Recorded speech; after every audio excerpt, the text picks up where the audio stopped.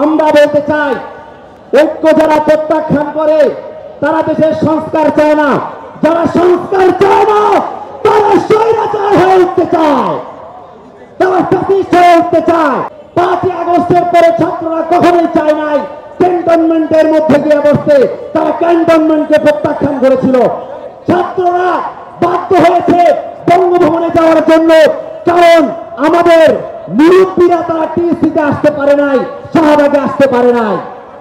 আমরা চেয়েছিলাম জাতীয় সরকার গঠিত হবে, আমরা চেয়েছিলাম জুলাই গণঅভ্যুত্থানের পরে সবার একটি ঐক্য প্রয়োজন, সে ঐক্যের স্বার্থে সকল রাজনৈতিক দলকে নিয়ে যেন একটি জাতীয় সরকার গঠন করা হয়।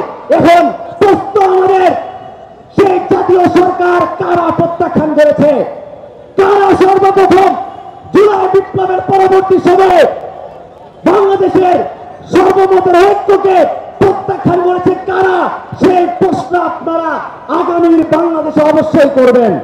আমরা বলতে চাই, এই বাংলাদেশের মাটিতে যারা ফ্যাসিস্ট হয়ে উঠতে চাইবে, যারা স্বৈরাচার হয়ে উঠতে চাইবে, তাদের পরিণতি শেখ হাসিনার মতোই হবে ইনশাআল্লাহ।